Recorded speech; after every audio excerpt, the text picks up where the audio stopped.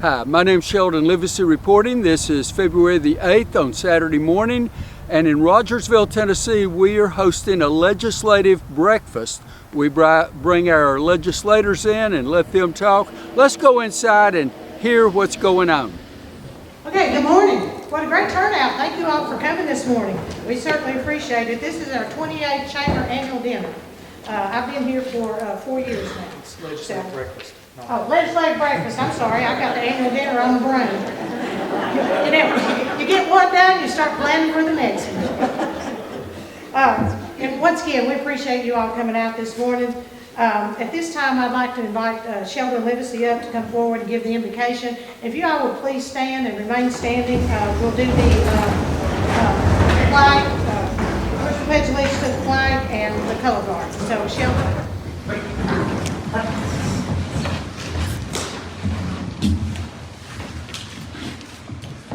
Franklin Delano Roosevelt said that no greater thing could come to a land than a revival of the spirit of religion.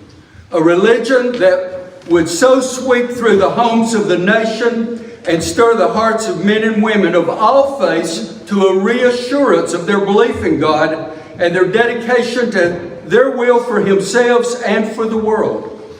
I doubt, he said, if there's any problem, social, political, or economic, that would not simply melt away before the fire of such a spiritual awakening. Could we pray? Father, I want to thank you for the leaders that are here this morning. Those of our county and those in this building representing our local, our state, and our national effort, Father, to represent us. Thank you for giving us leaders, both men and women, who are men and women of integrity and faith in you and of wisdom. And we pray that you help them in every decision that they make. Lord, only you know the outcome of every decision and vote. Only through your leadership can we feel assured that we have made the right decision. Lord, give these men and women in this room across Tennessee and across our nation wisdom as they make critical decisions that affect all of us here in this room and across the nation. When you guide us, those decisions always seem to turn out the best. Lord, I don't know that there's even a single person in this room that isn't able to sacrifice or doesn't sacrifice for the greater good of others. We've got a community of givers. And I thank you for them, Lord, and I bless them for their sacrifices. I bless those that are our leaders during their travels, that you keep them safe. I pray, Father, that you bless their spouses and their homes and their families. And we all know that it's the families that feel the brunt of that sacrifice more than any others. They're here this morning away from their families. And as they present legislation containing the common sense principles of your word, give them favor in such a pronounced way that everyone will know that it came through your leadership, and you will bring a host of people around them to support their efforts. Father, let us never be a nation that turns from the apple of your eye, Israel. Your promise is that you will bless those that bless Israel, and not only will you withhold blessings, but you will judge those nations that turn against Israel. Father, we are excited today to hear the great positive things that are going on in our state and in our nation. Thank you, Father. Thank you. We bless you for this food this morning. We ask that you nourish it to our bodies, for all things come from you, and we so acknowledge that. In Jesus' name we pray. Amen. Amen. Color guard. Out. Place. Present. Colors. May I please have your allegiance to the flag and a proper hand salute, please and thank you. I pledge allegiance to the flag of the United States of America and to the republic for which it stands, one nation, under God, indivisible, with liberty and justice for all. Thank you.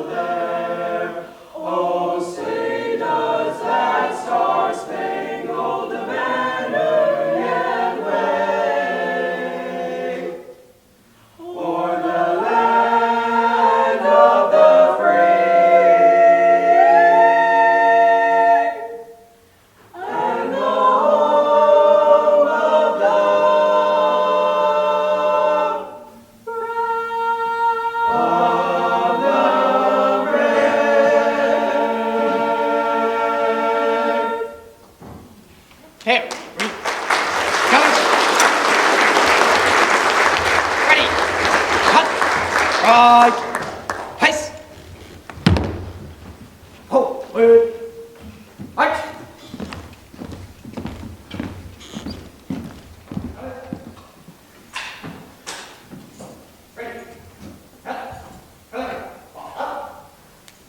Okay, let's have another hand for the.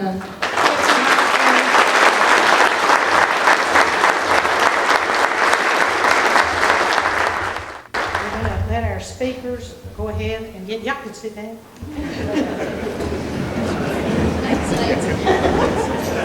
I kinda like seeing eye to eye up here. Okay, just real quick, let me do some thank yous. We want to thank, of course, Hill Springs Inn and Joe Anderson. I just saw her just a second ago for the great breakfast this morning. I hope you all enjoyed it. Also want to give her a big hand.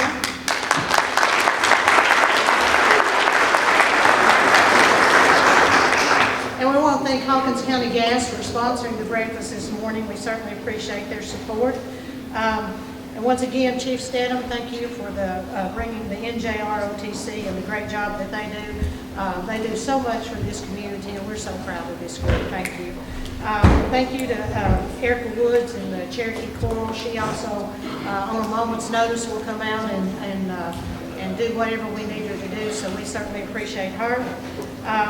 And would like to thank my Rogersville Hawkins County Chamber Board for allowing us to host this event. And at this time, if any of my board members would please stand up and let me introduce you real quick. I think we've got several of them here.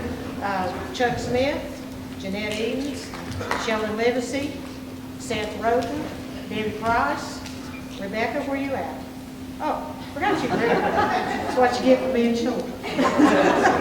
But thank you all. They're always, once again, always on a moment's notice. They've always got my back, and I certainly appreciate it. All right, at this time, I'd like to introduce my chamber president, Patrick Lunn, and he's going to start introducing our guests, and we'll move on with our program. Thank you.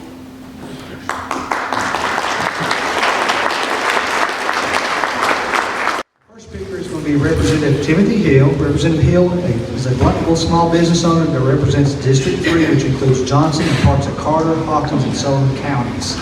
He previously served District 3 from 2013 to 2020, during which time he rose to the position of House Majority Leader. He is currently representing District 3 since 2023 in the House of Representatives for the 114th General Assembly. Representative Hill has recently been appointed by the House Speaker Cameron Sexton to serve as the chair of the House Disaster Relief Committee for the extraordinary session of the 114th General Assembly, which is tasked with reviewing legislation related to relief for areas in East Tennessee devastated by Hurricane Helene.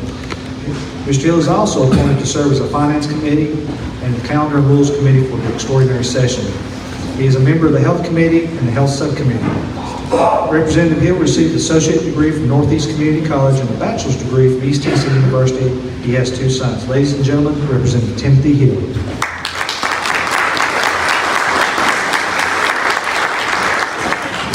Well, first of all, thank you. Let's see if I can do this. Thank you for the opportunity to serve you. Thank you for allowing me to be here with you all, especially after the extraordinary session and all the work that was done there. It is an honor to serve with Senator Harshbarger It's an honor to serve with Chairman Hicks. But I'm going to say a special word about Bub, if I can. But Gary is a friend, and he's not just my friend, but he's such a friend and tireless worker for Hawkins County. But since day one, when I came back, and my circumstances of being able to come back from the resignation of my predecessor a few years ago into a special session or a special election and then a regular election to follow, he's been there to help me, to guide me, to also help me become closer with my part of Hawkins County. And I just can't say thank you to him enough. But you have a tremendous resource. I'm not going to put any more pressure on him than what's necessary. But you've got a tremendous resource in the chairman of finance sitting right here, right from Hawkins County. I think that's a round of applause right there.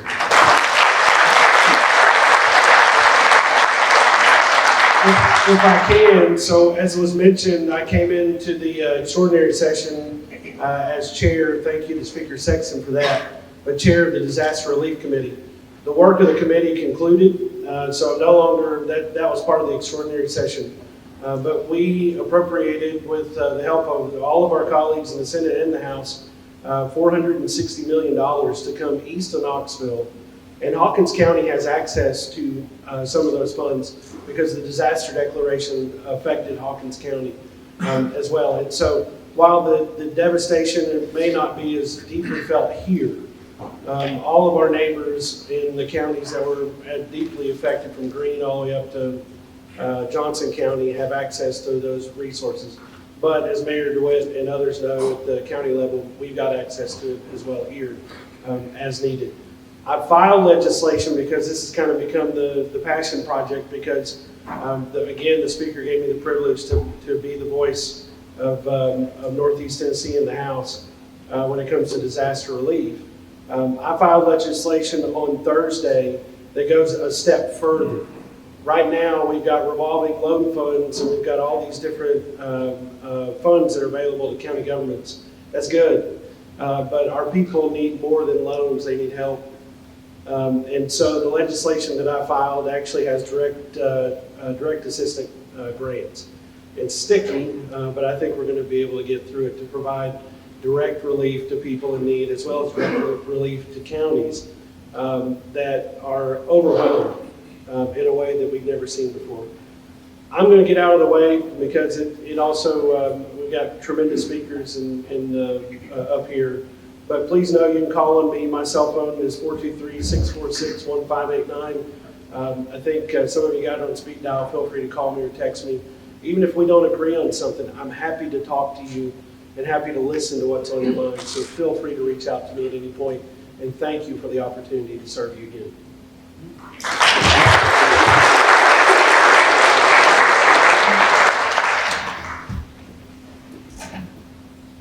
Thank you, Representative Hill. Our next speaker is Representative Gary Hicks, Jr., represents the 9th District, which includes Hancock and parts of Hawkins and Claiborne counties. He has served as a House member of the 119th to the 114th General Assembly. He's represented the House District 9 state legislation since 2015. He served 3 terms as chairman of the House Finance Ways and Means Subcommittee, where he helped guide the passage of several multi-million-dollar state budgets that strengthened Tennessee's economy.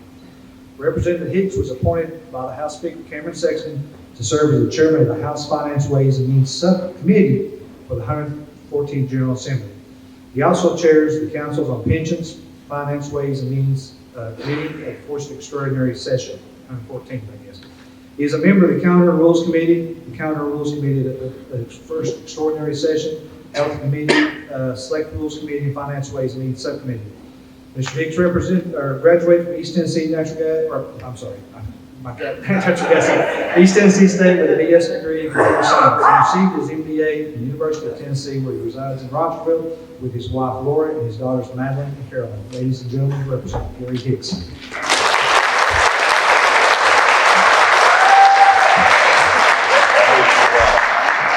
Thank you all very much, and I'm telling you, and I brag on him everywhere. Is Sheldon still here? Where's Sheldon? Right. I don't care where I go and I hear people pray, I would put Sheldon, he can absolutely ring the prayer bells of heaven. So I'm going to tell you, I appreciate you this morning. But you said something that caught my attention when you did. And you said a community of givers. And as I look across this room, I look at so many people that are just that. They are our community of givers.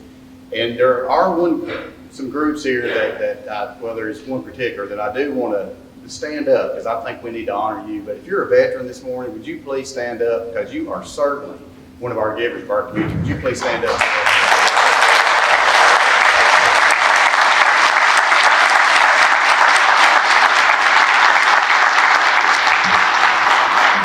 Thank you all for this. And I know we've already done a little bit of this, but I'm also, if you serve in local government, and I mean at the local level, so any position, would you please stand? And I want everybody to look around this room. Local level, stand up. I don't care if it's county commissioner, sheriff, all the way up. Yep, if you serve at a local level, stand up.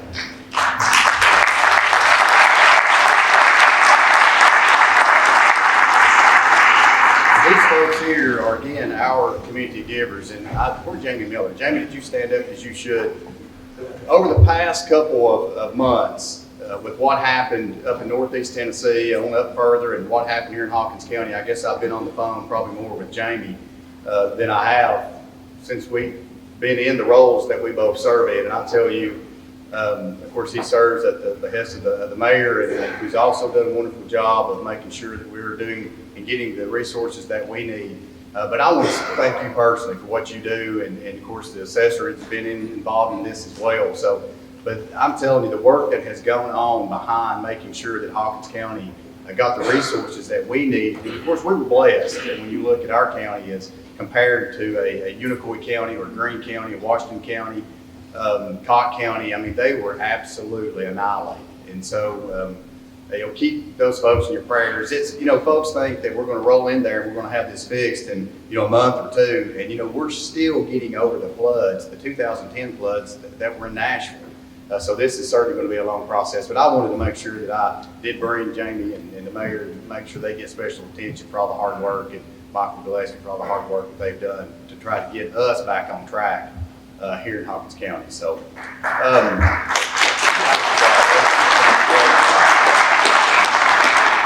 well, usually I walk in and it's funny, and Nancy said, "Where's your iPad?" And Timothy looked at me and said, "Where's your notebook?" And I said, "It's all up here this morning." So I have pretty much forgotten everything that I was going to say. So y'all are in luck. We hit the ground running. We started back in the second Tuesday in January. We went into session, and here we go. And so we had the organizational period, and that's where we found out kind of what we're going to be serving and what roles and what committees we're going to be serving on. And so I'm honored this year to be serving as finance chairman at the House. That's a big deal, and not because it's a big deal for me, but it's a big deal for us. And I say us, for us up here in Northeast Tennessee, because I went back and looked, because I'm nerdy like that. I like to know the history of what's going on. And there's never been a rep from Northeast Tennessee that has ever served on the House committee. So it's a big opportunity for all of us to be able to finally remind the state that we don't end in Knoxville, that we go all the way to Mountain City. That's certainly what part of it.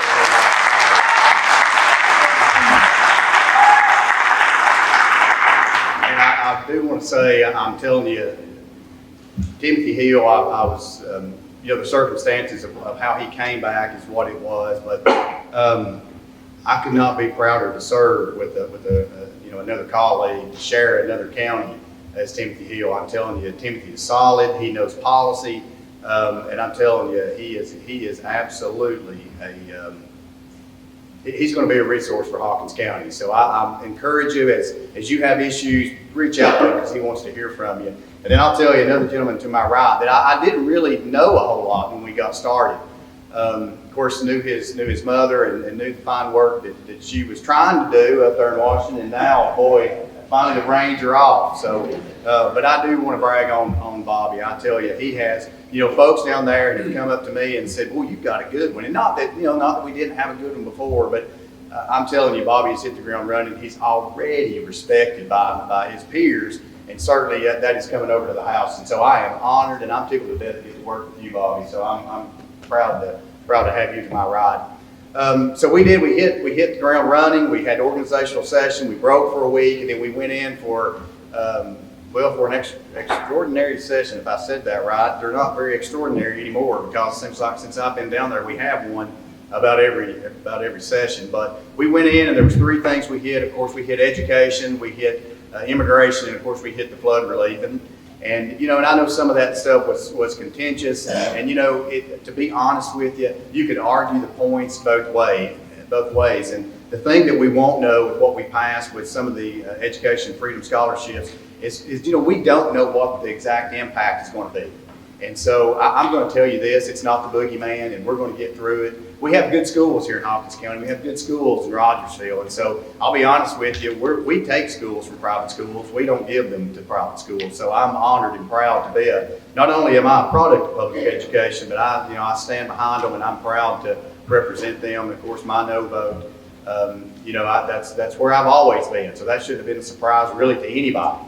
But we got through that. So that was the 3 things we hit: education, immigration, and of course, and a lot of that was, and I know Diane will be talking a lot about what some of President Trump, some of his initiatives, and that's really what we were doing here as a state. Just as we look at some of the immigration and some of the things, look, here's the bottom line. Folks that are in this country, that are here, that are wreaking havoc on our country, don't need to be here. That's just plain and simple. I don't care what side of the aisle. We don't get political at these events because we have everybody on both sides of the aisle, but I think that's just common sense, that we don't want people who don't belong here that's wrecking our country. It's that simple. And so that's what we're trying to do, and that wasn't political. Nancy always gets nervous when we go political on some of these things. So that wasn't political, Nancy. I'm sorry if it was. I mean it.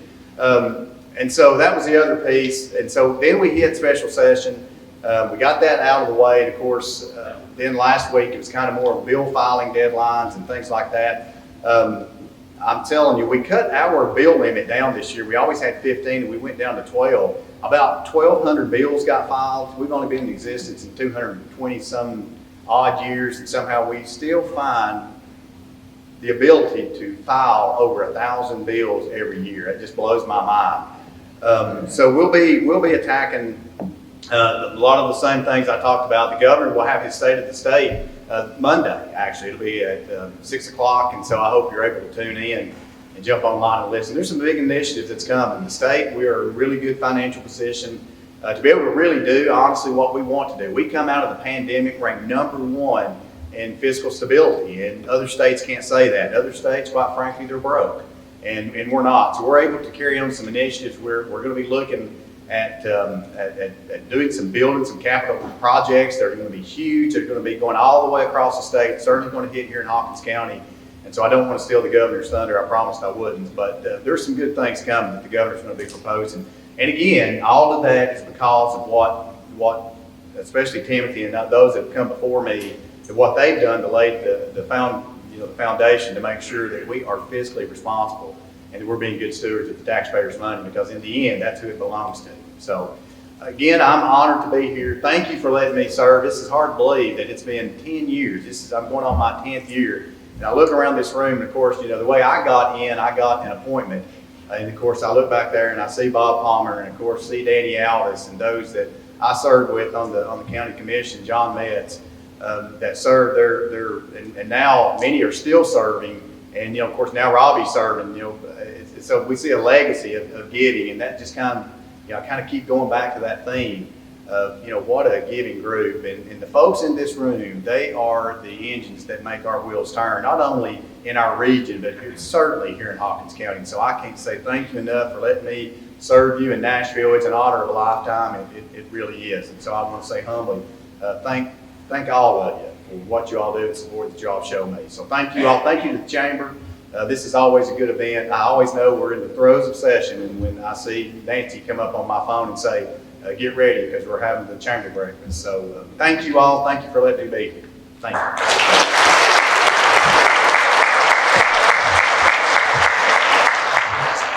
Next up, Senator Harshbarger, a native of Sullivan County, is a licensed pharmacist and runs his family-owned small business. He represents District 4, which includes Hawkins and Sullivan counties. Senator Harshbarger was elected to serve District 4 in the 114th General Assembly and was appointed the second vice chair on the Health and Welfare Committee. He's a member of the Agricultural and Natural Resources Committee and a member of the Judiciary Committee. He's also a member of the Kingsport Economic Development Board, and a graduate of Leadership Kingsport, a fellow of the American College of Apothecaries, and a member of the Kingsport Kiwanis Club.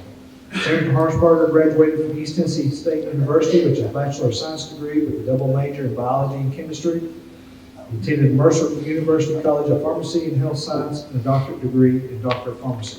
He is married to Aaron and has 2 sons. Ladies and gentlemen, Senator Barbie Harshbarger.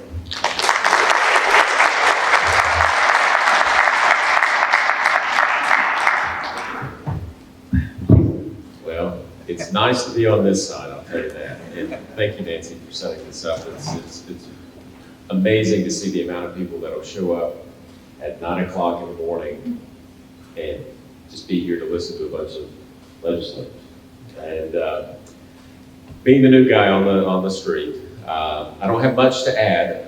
I do want to say that, Representative Hicks, Representative Hill, I don't want to make your heads any bigger, but thank you for mentoring me from the very beginning, in all honesty. It's one thing to see it on the outside, but to actually walk through the threshold and be in it. You need good people like this to help show you the way. They mentioned, I believe, over 1,000 bills. So I've got 23 of those. I didn't anticipate that until they did the final bill count. So I may have gotten over my skis a little bit this first session, but it is what it is. But like I said, I'll keep it brief. I know why everyone came here to listen to. But I just want to thank each and every one of you. I've said it once, I'll say it 100 times. During the election, Hawkins County is what put me over the edge. That's what put me in this position, and I will never forget that, I promise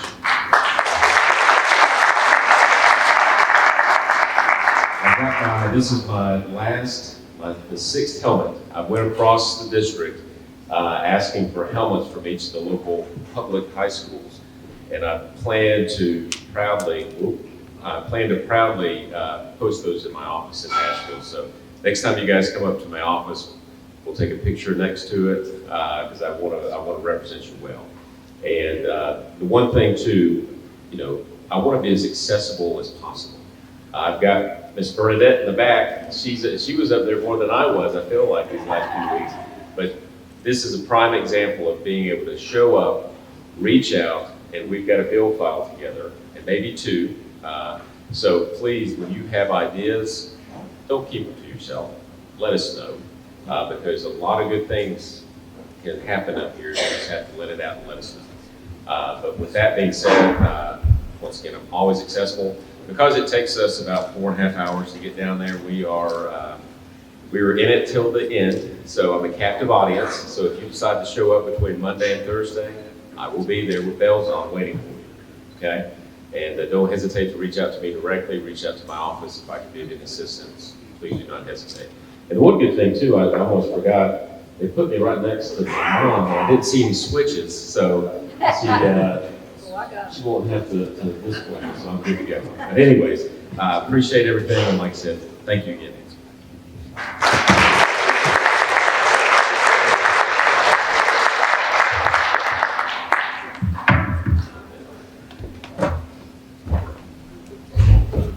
Thank you, Senator Harshbarger. Congresswoman Harshbarger represents the 1st Congressional District in East Tennessee, which includes all of Carter, Cox, Greene, Hamlin, Hancock, Hawkins, Johnson, Sullivan, Unicoi, Washington, and Sevier counties, as well as parts of Jefferson County.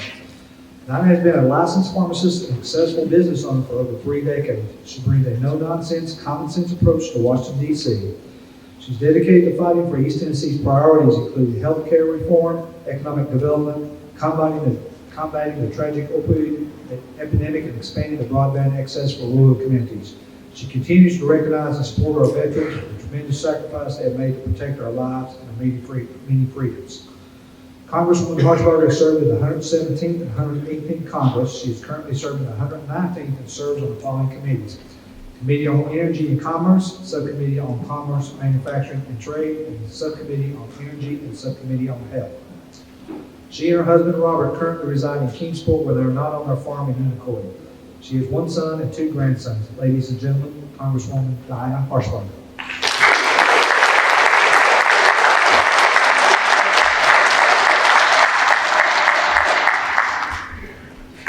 Max, you better close your ears, because there's going to be a lot to be said about the political arena.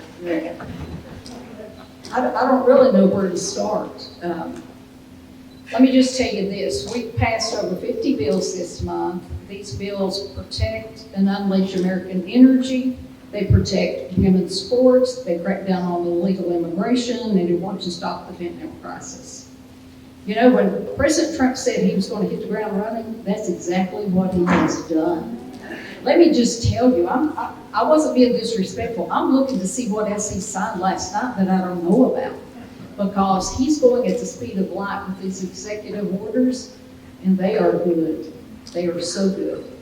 You know, I had the opportunity to attend the White House when he signed the executive order of keeping men out of women's sports and upholding Title IX. That was huge, because if you saw that on TV and you saw those little girls that surrounded him, wasn't that the most beautiful picture of what it means for women's sports? Those little girls are going to grow up and know that they'll be protected while he's in the office of the president. But we have to get the Senate to take that bill up that we passed in the House. So at the federal level, you need to push your senators to go ahead and have them bring that to the floor. I know they're busy with confirmations, which is very, very important. You saw what happened with the plane crashes and why we needed that Secretary of Transportation in the office.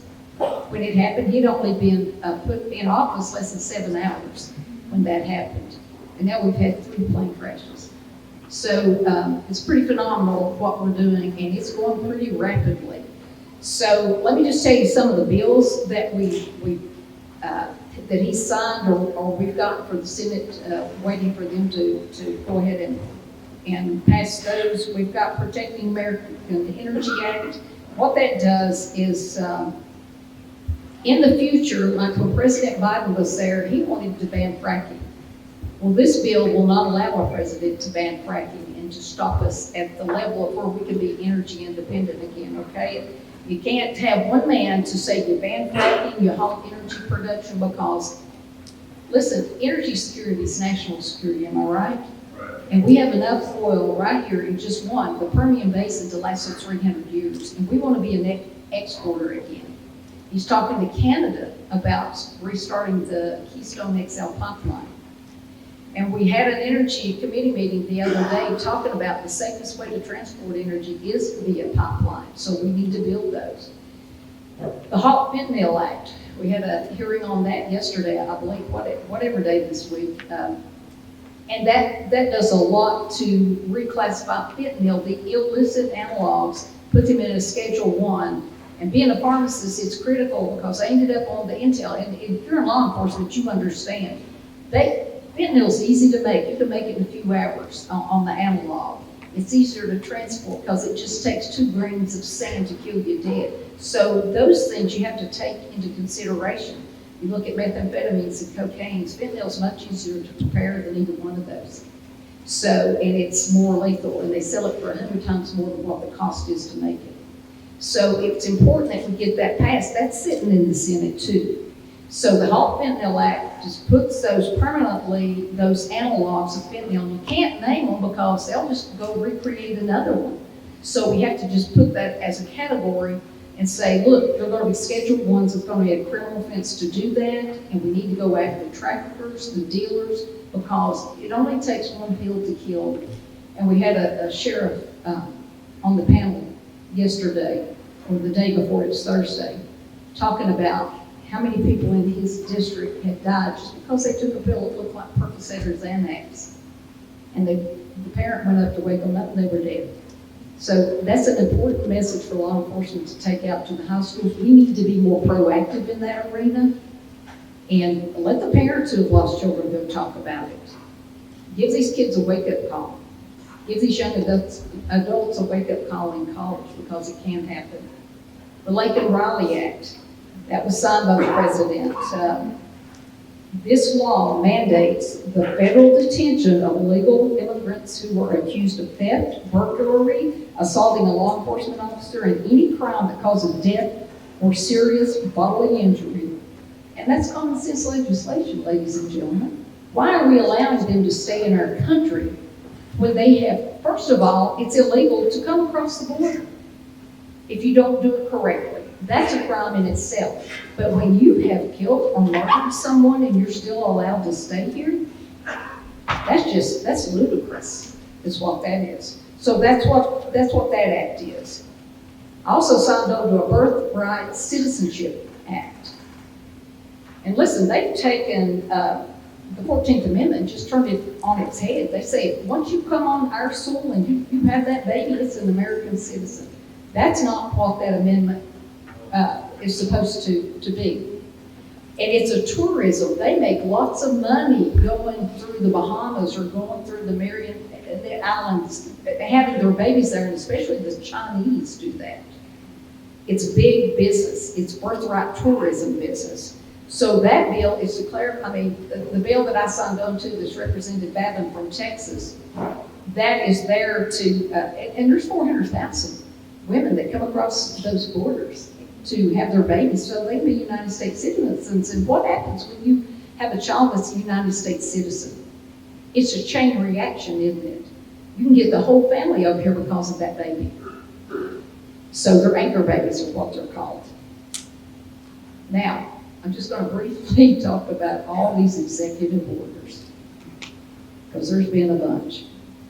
And you know it's hard enough for me to keep up with these executive orders. But I will tell you this, they're calling Elon, President Elon, and they want to, the media, just don't believe them, okay? Call me if you have a question, because they want to make this so ineffective. You saw on TV where some of the Democrats showed up to the Department of Education. Why? And there are plans to send that and block grant that back to the states. It's going to be a complicated issue, but I don't know how it's going to affect the voucher bill either. I don't know what's going to happen there, but I know that's the next big thing the president's going to tackle. Okay? Because we have universities receiving money wants to be accountable. Who's auditing these people? Who's auditing the government? I asked that question when I got there. I said, when Trump gets back in, won't you just fire everybody and make them reapply and cut 30% off of every agency and then get rid of some? Pretty much that's what he's doing. I guess he was listening. Because dismantling parts of the Department of Education is not going to be easy. These people are going to strike like a snake in a corner, and that's what they're doing right now. Listen to what the USAID people said. We're going to go without food. They're going to do this. Do not listen to these people on TV. Okay, and it's the same way with immigration. They're going to show you pictures of a parent and a child being torn apart, and they're going to tug at your heartstrings. They are not deporting the people who came over for asylum right now. They are deporting criminals that have broken our laws. Do you understand? I want you to understand, but once they are deporting and lining up, and listen, you've got the president of El Salvador saying, bring me your worst. We're going to put them in our maximum security prison. He's taking them from anywhere. He said, I'll take your American prisoners if they're maximum security prisoners. I'm like, send them home. Get rid of our judge. Sheriffs, listen, you're overtaxed and you don't have enough money to keep up with the prisoners you've got, and they're not even that bad. I'm like, send them home, clear the jails out. When you send a message, like President Trump is sending to the world, that it's America first, they get the message. You had Mexico's president saying, we don't want to, we're not going to help you secure the border. Well, when he's threatened them with 25% tariffs, you know what she did? She came to the White House and said, well, can we send 10,000 troops to help you secure that border, sir? Yeah, it's the same way with Canada. Go ahead, and I know there's good and bad with tariffs. You almost have to take a scalpel, because I've talked to too many businesses that say it's going to increase the price of our goods, and then you're ultimately going to have to pay for that, and I understand that. But what you have to do is you have to send a message, and those people, even before he was elected, were coming to Mar-a-Lago talking to him about, well, this is what we'd like to do. Look at what Japan did yesterday. Does anybody know what he agreed to? They agreed to put $1 trillion in new investments into our country. What Sean Duffy is going to do, the Secretary of Transportation, they're going to revitalize, which praise God, they're going to revitalize our FAA system. If you heard the President talk about this yesterday, I've said it for a long time, even pilots in here, Chris, you know this, you've got up to 39 systems that the air traffic controllers have to deal with to get a plane on the ground, and you wonder why we don't have more incursions, like what happened up at DCA. Because it's just a patchwork of systems. When he said, we're gonna be in the golden age again, and we're gonna make America great again, and we're gonna put America first, that's exactly what we're doing. And he's doing those executive orders, and I do mean this at the speed of light. I can't, it's hard. It's really hurt for me to keep up, but I approve of every one of them. What was the latest one, the Gaza? I'm really not sure what he's going to do over there, but he's going to fix it up and take those Palestinians. And listen, I have been to Israel, and I have been in factories where you see the Palestinians and the Israelis working side by side. They want the very same thing. They want to raise their families in peace. They want a home that they can call their own. They want a good life, but you would never hear that on TV because the money we are sending to the PLO is being used to build those underground tunnels where they keep our hostages. So you just have to be bold enough to do what the president's doing, and that is he's bringing the hammer down. The men and women's sports, that's a big executive order waiting for the Senate to go ahead and pass what we've sent out of the House. You saw what happened in the Olympics with the young lady who was in the boxing ring, and she, in 45 seconds, she was out. It is not right. I'm a pharmacist, and I understand, and I've had to do these talks to explain the biological differences of men and women, and I spared nothing. I mean, we talked about menstruation, birthing babies, ovaries, uterus, the whole 9 yards, and not one reporter asked me one question when I was done. There is a difference, and one of his executive orders says we will now have two sexes, men and women. Am I right? Yeah. And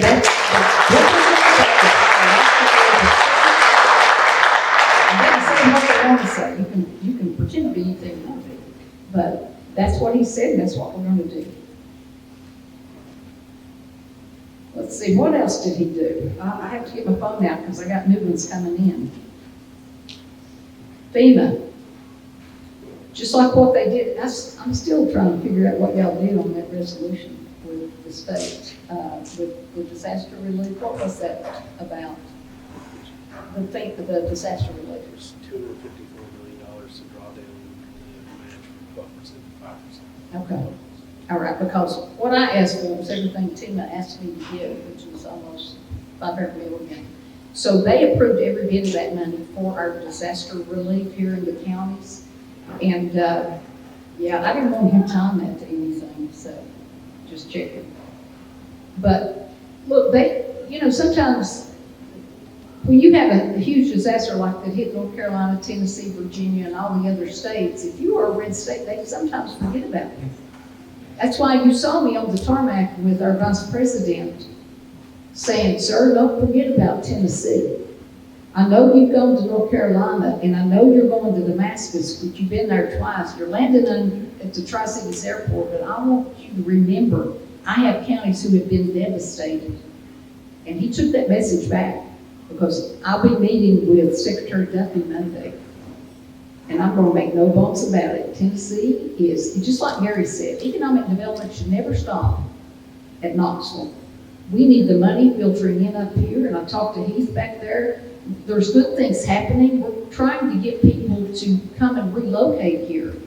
We've got to get our counties that have been hit so hard, like Johnson County and Cobb County and Carter County and all these other counties that it's Washington County. Who would have thought that we would be affected like we were with the hurricane? But these will be long-lasting effects. And I talked to Franklin Graham at the prayer breakfast, or I think that's what whatever it was. No, it wasn't a prayer break. He said at inauguration, I went up to him and I said, thank you for the work you're doing in North Carolina. And I said, you know, Tennessee has been hit very hard. We're right across the hill from you up in Avery in Brome Mountain. He said, you know, Diane, he said, it'll take at least 3 years to even get them back on their feet. Because we're still waiting for temporary housing for some of these people.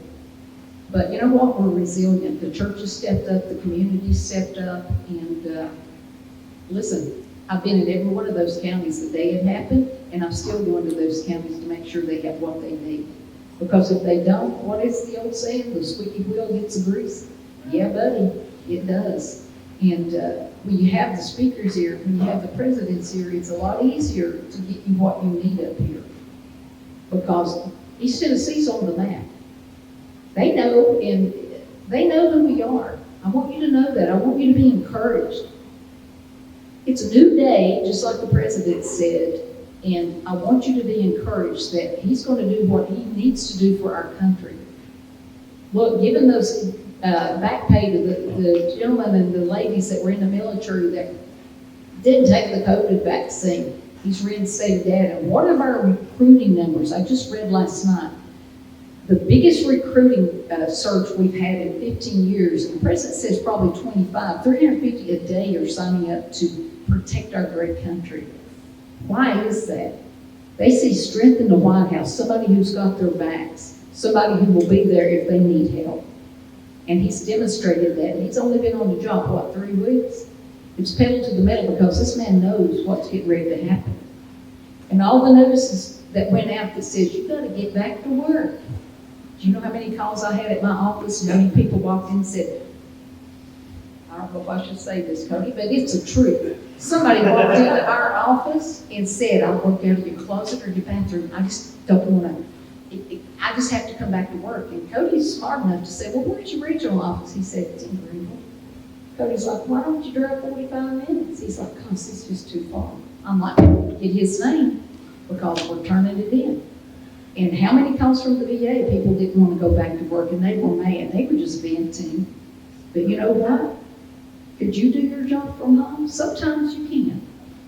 But these are federal workers who've been getting paid and maybe working 20% of the time.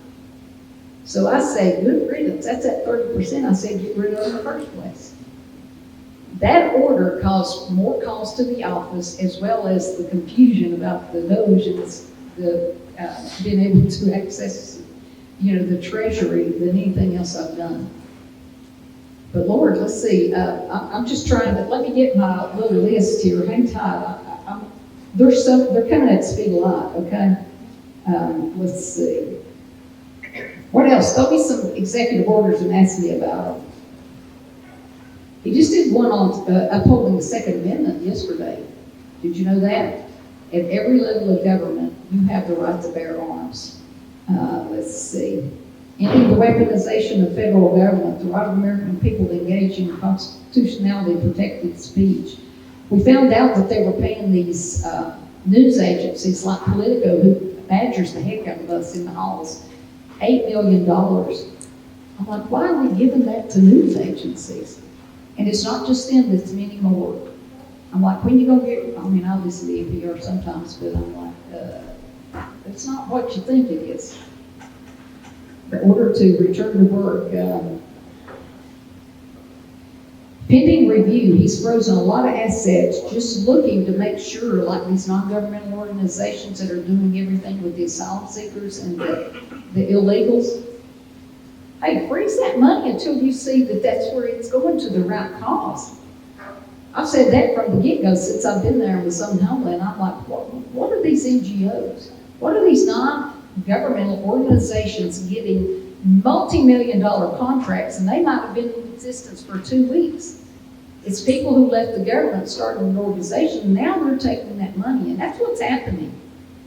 You know that USAID is just a slush fund, or the CIA and all these agencies that want to funnel money to their cronies.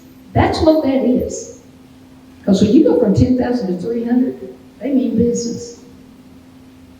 There's many more executive orders.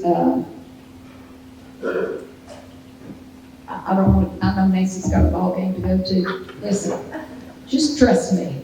It's hard enough for me to keep up with these executive orders. But the thing is, I want to represent you to the best of my ability. And as they've said, everybody up here, what an honor it is to come up here and do. If you don't see us, how do you know we're working for you? That's why I'm out in every county that I have whenever I'm home, and they've had us up there a lot. But I made home late last night just so I could be here early this morning. And I'm going to meet with the secretary Monday morning early, and then I'll drive straight to DC. But East Tennessee's on the map, and I want you to know that. And if there's ever anything you need, all you gotta do is pick the phone up and call Cody. Right, Cody? Well, really, I get texts from everybody just about, right, Linda? I'm up. If she needs something, baby, she's on it. But feel free to reach out to me. It's just an honor to represent you. And man, I love this. This is why you go to government, to do the will of the people. We have a mandate.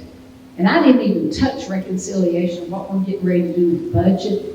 And we have to bend the spending curve. If you're going to cut taxes, you better, by gosh, be ready to cut spending. And we're in the middle of, on my committee on energy and commerce, we're going to have more cuts than any other committee in Congress, because the old saying, if it loses energy, if it doesn't, it's commerce, and we have jurisdiction over the world. And so what we're doing with healthcare and energy policy, commerce and technology, it all has an impact on you. And so just know that you can reach out, just like Bobby said, when you have bill ideas, you reach out. I'm here to work with the representatives in the House and the Senate on bill ideas that I see coming down, that they tell me your state needs to do this. That's where I send a lot of, I'd be texting Rusty or one of these other guys, you need to look at this.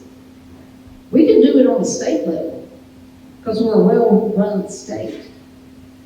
And so it doesn't escape the president. If you're on Fox between 6 and 9, man, he's going to zoom in on you. And that's where I want to be, giving him ideas on Newsmax or Fox, because he'll follow up. So you may see me on TV a lot more than you want to, but it's okay. And by the way, the day that the inauguration, I had so many people texting me pictures. Do you know why I was in the front? Because they were going to send us in by class when we were elected, and it was going to be, the other side was going to be sitting in the front. You get Marjorie Taylor Greene involved in that, and myself and Mary Miller, and we're like, no, why are you doing that? And so the little staffers tried to control us, and all I said was this. I said, son, you don't just want over here to cause a ruckus, do you, in the inauguration? I said, because she's getting ready to, and I'm trying to help you out. And he just turned around, listened, and walked away. And we ended up leading the whole conference to the rotunda where they did the inauguration. I just want you to know, you got to be bold, and sometimes you do kind of bend the rules.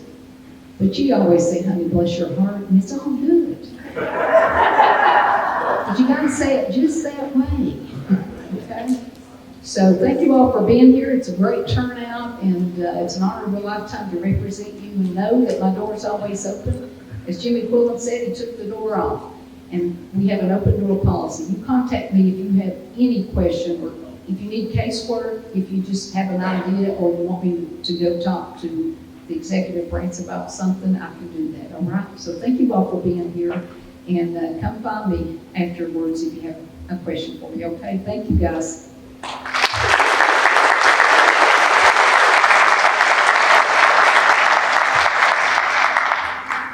Let's follow that one. Once again, want to thank everybody for being here this morning. Thank you, Congressman Harshbarger. It's always a joy to have you here. And if you don't want to know exactly what's going on, come ask me. She'll tell you. Senator Bobby Harshbarger, it's wonderful to have you. It's been a joy getting to know you, and look forward to working with you in the future. And of course, my other child that I raised, Representative Hicks, it's always good to have you here. And Timothy, it's always good to have you here. I've worked with him for many years when he served originally, and then after he's been back in, and we're certainly glad that he's representing Hawkins County. And we appreciate them coming. The good thing about these guys, you know, they keep saying, we're available, we're available. And, you know, I can call their office and I can guarantee you within an hour, I get a response. Sometimes Cody's a little slower. You call him early in the morning. If you call him early in the morning, Diane. We're gonna talk about that. But, well, it's according to which time frame he's at. Depends on where he was at the night before. That may be it too. But anyway, we certainly are glad you all are here. We're certainly glad that you represent us in both Nashville and Washington. And we realize it's not an easy task. And I know the way things are going right now, it's been a change. But I tell you, one of the things that I have noticed is that everybody seems to be a little happier now. There's a lot more joy than there has been in the past. And we're certainly glad, and we appreciate all that you all do for Hawkins County. It's just amazing the things that we can get done. We've got a lot of hard tasks ahead of us, you know, and we're all willing to work together to do that. And we hope that that we know that when we call on you all, that you all are available. Just one little FYI, and I always say this at every one of the meetings, if you send them a text or an email, they get thousands of emails. Put Hawkins County on there, and I guarantee you, if you put Hawkins County in your subject line, you'll hear from them really quick. So thank you again for that. Also, just very quickly, as a chamber, we want to thank everyone for attending this morning. What a great turnout. Give yourselves a hand. Once again, I just want to say to all the officials, thank you. It's always a joy working with you all. You know, I've been on the county commission for quite some time now. It's not always roses, but most of the time we can agree to disagree, or we can work our differences out. And that's what I love most about living in Hawkins County, that we take care of each other. It's a great place to live. It's a great place to work. We're continue to bring in jobs for our future, for our children, and we're certainly pleased to have a great industrial board. I'm scared to death I'm going to lose him as my chamber president because he took over the industrial board, but I've threatened him with his life, so I hope that they do a great job. Thank you again for sponsoring the breakfast this morning, Hawkins County Gas. And after the meeting, if you'll give us just a few minutes to do a Kodak moment. We want to get a picture with Bobby. We haven't had one with him yet. So we want to do a Kodak moment up here, and then they'll be available to answer any questions you have. And they always stick around long enough for you to ask whatever you don't be too hard on them. They've had a rough couple of weeks. So thank you all again for being here this morning, and that's all I got.